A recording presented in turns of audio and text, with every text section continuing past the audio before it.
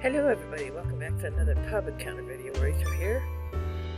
We are still going with Mamoru's route with chapter 4, The Dual Nature of Light and Darkness. On my lunch break at work, I had a little time left after eating, so I went to the park to read. After several minutes absorbed in the story, a familiar figure appeared. Huh? Lunch break, Crystal? Mamoru? Who else do I look like? I was relieved to see Mamoru's usual smile and hear his casual, carefree tone. After our time together in bed, he'd apologized, like a child who knew he'd done something wrong. I'd been worried ever since. Hey, Crystal, are you thinking about something? You suddenly got quiet. Oh, sorry. What's wrong? Are you tired? I was going to ask you out today, but you're too tired. Huh? Ask me out? I just thought I'd like to have a drink or two while looking at your lovely face, but I'm fine. Without thinking, I interrupted with a spirited response. Hey, don't laugh. Sorry. You're just too cute. I couldn't help myself. But I'm glad to hear you're okay. Just to make sure, I'll ask again. So how about spending a fun evening with me tonight? I'd love to. Good answer. Alright, let's meet up here again this evening. Is that okay for you? Yep, got it. I'll let you know once I get off work. Roger that. You're a good girl, Crystal. As he sweetly spoke, he stroked my hair with his hand, causing my heart to thump. I can't wait for tonight. You really are a strange girl. I'm looking forward to it, too. Even as he called me strange, he whispered sensually into my ear. At the same time, that sweet scent wafted over, making my heart beat all the more crazily. Mamoru's pace as he headed for the park was slightly slower than usual. I've got to put an end to this. If not, something could happen that I'd never fix. He whispered and heaved a heavy sigh. Long time no see, Mamoru. When he then glared at the man who'd suddenly appeared in front of him. Takiwa. The man called Takiwa threw a sharp gaze Mamoru's way. His slick back hair shone eerily in the street lamps glow, and his face was covered in scars. He sounded just like him. What is it now, after all this time? All this time? I believe I've said hello a few times recently, have I not? So it was you, the attack at the park. Those were your henchmen, weren't they? I wonder. Takiwa boldly cracked his neck. I was even chased through the streets. That was merely a warning. A warning for what? I don't recall having ever done anything to you. Takiwa ignored Mamoru's question and kept talking. Don't get so upset. I'm only here to give you information my inauguration's been decided. Well. Congratulations. Mamoru gave a deliberately respectful bow of his head. And one more thing, Rina's dead. What? Mamoru was at a loss for words. And it was you. It was all your fault. What did I do? What did you do? Have you already forgotten how you betrayed us 5 years ago? Betrayed you? I thought you understood what happened. Why bring this up now? Listen up, Mr. Attorney. I will never, ever let you get away with this. Calm down. I broke all ties with you guys long ago. As I was on my way to the park, angry voices echoed through the silent town. I broke all ties with you long ago. Is that Mamoru? I'm gonna skip ahead just a little bit. As I was running, I passed a man I didn't know. He was middle-aged, good shape, but I recognized the face and gaze. After looking my way, the man gave an eerie smile and ran away. Feeling a sense of foreboding, I ran in the same direction he came from. Mamoru? I quickly spotted him. He was standing idly staring into space. Mamoru! When I called out a second time, his eyes flashed as he snapped out of his daze and he looked at me. I thought I heard you. The scary guy just ran past me, older, with scars on his face. Whether it was because I'd been running or from fright, no matter how hard I tried to calm down, my voice quavered as I spoke. Older guy with scars on his face? After hearing what I said, he ran towards me. Are you okay? He didn't do anything to you, did he? Mamoru grabbed my shoulders and asked me in a tense voice. The way his face was so unusually pale made me feel worried and afraid. Huh? No, he just ran past me. Good. He let out a long breath and took his hands from my shoulders. You knew him, huh? Never mind. His voice rang cold and oddly detached. How could you... He peered into my face with his usual kindness. Did I offend you? Chris, are you afraid? A little, but I'm more worried. He quickly drew in a breath and then let it out slowly. Will you come with me? Huh? His hand may have trembled a little, but it was broad and warm as always, holding mine. Hand in hand, he quickly took off walking. Well, let me try that again. Hand in hand, he took off walking at a quick pace. He moved quickly, pulling me through the other people. Mamoru, where are we going? Where would you like to go? How far would you be willing to go with me? Though he was teasing me, he didn't turn to look at me. Mamoru, you're hurting my hand. I know, just a little longer. He answered while scanning the town. It took all I could to keep up with him, utterly at a loss as to what was going on. I'm sorry. Our eyes finally met as he turned back to me. He had a look of extreme sadness in his eyes as he apologized. I wondered why he looked so tortured. About what? Oh, for making you so infatuated with me. Embarrassed, I started to protest, but I saw his eyes again tinted with sadness. I could no longer speak. Before I realized it, the sun set, providing a protective cover of darkness. Once we got to the usual park, he let go of my hand. Now tell me, you want to know you like me that much? He dodged the question with a joke. Please listen to me, I want to know the truth. Truth about what? What are you running away from? Me? He gave a small smile. Don't worry about it, I'm not. As he spoke, he began to stroke my head. I knew he was trying to trick me. I also knew he didn't want to talk. But I couldn't stand to go on not understanding. Who was he? What did you mean you said you broke all ties? At hearing the question, he swallowed. You heard that? He looked at me. I didn't flinch. Not everything. Just heard you and I got scared out of my mind. He came running to find me. Yeah, because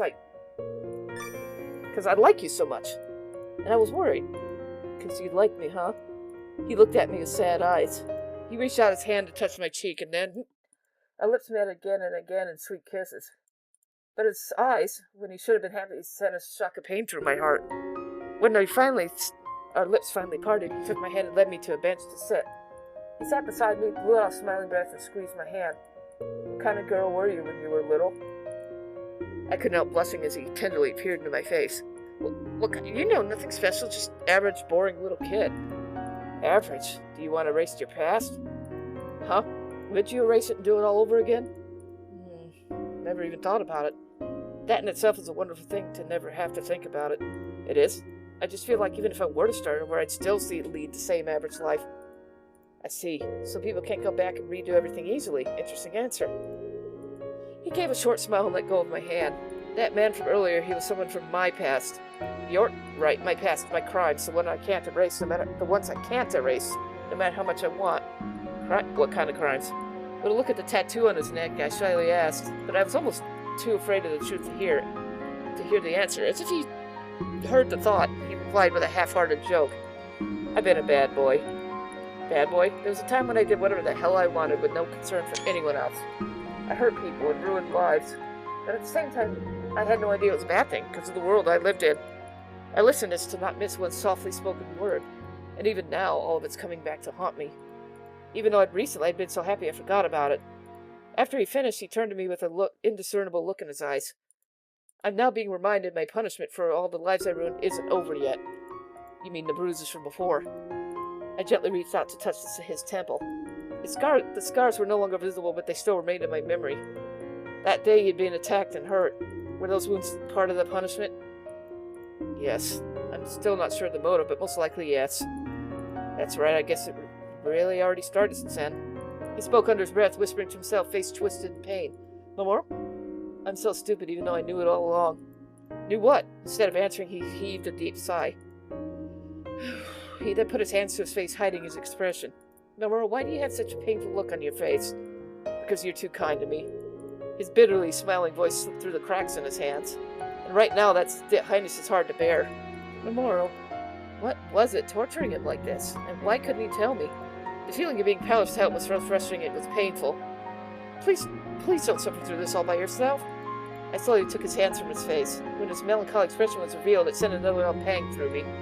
Please don't look at me. I don't want you to see me like this. I didn't want him to suffer, so on his lips I gently put a kiss. When I slowly pulled back, he was blushing with surprise. And I couldn't help but feel enraptured by that face. Even though I knew, why couldn't I stop? After those words, our lips naturally met in another kiss as if we were drawn together. It quickly turned more passionate, deeper and deeper. The sound of it blended in with the noise of the fountain in my ears. Two types of water mixed together as they splattered the ground, but still he showed no signs of letting go. Crystal? Crystal? As he called out my name deliriously in between kisses, he wrapped his arms around my back. I still can't tell you anything. Can you still say you like me? That's a coward. I do like you, because I know there must be a reason you can't tell me. You really are an amazing girl. I don't deserve you. Please don't say that. Will you share this passion I'm feeling with me? What? Passion? My cheeks burned at the thought. I want you right now, unless you don't want to do it out here. Of course I did, and yet... Say it again. Do you not want to do it here? Not that part. I want you right here, right now. With that sweet whisper in my ear, there's no way I could say no. My chest grew warm at the thought that this man wanted me that badly. I gently wrapped my arms around his neck. I've never done this outside before. Wouldn't want to hear what you had. Will you be gentle? I could try. But that might be asking the impossible. When he whispered in my ear, goosebumps stood up all over my body. I've never wanted any woman as much as I do right now. After running around behind a large tree, we exchanged kisses again and again. His hand slipped under my clothes deliberately, aiming for the most sensitive points. Ah, how cute you are, making you go crazy like this with just my hands. Don't talk like that. Show me more of that body of yours. I want you to feel me with yourself. Forget everything else and look at me. As we kissed, he looked at me with mournful eyes. You can have everything. Everything. Please don't make that face. I slowly crumpled down into a squat, my legs trembling so violently I couldn't stand. He too knelt down with me. Crystal, the lips that called my name that covered mine. The kisses eliciting gasping sounds from my mouth. Our lips and tongues entwined, saliva mingling in our mouths.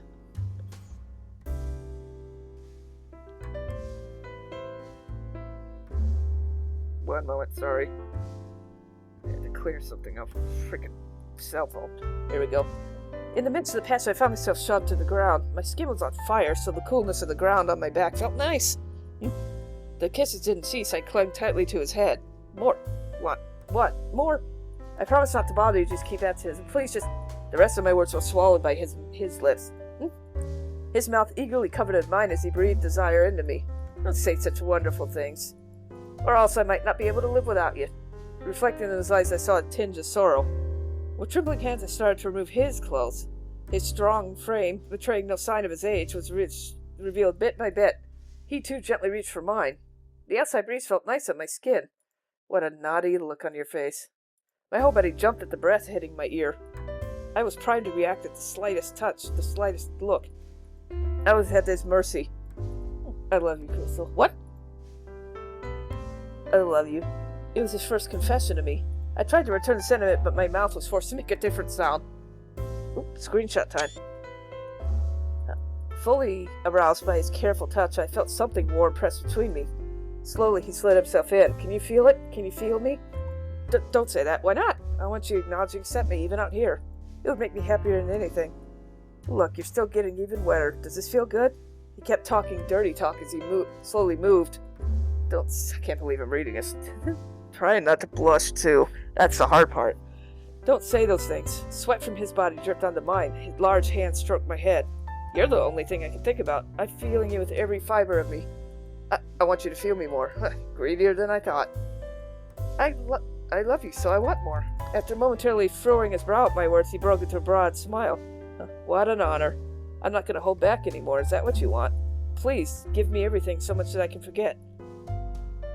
The night slowly drew on, all my anxiety hidden in the dense outdoors around us. I actually read more of that than I really meant to. Oh boy. It's hard to read some of this stuff and not blush. Believe me, I am. Anyway, that was chapter 4 of Mamoru's Route. Thanks for watching, and I'll see you all next time with whatever. Bye!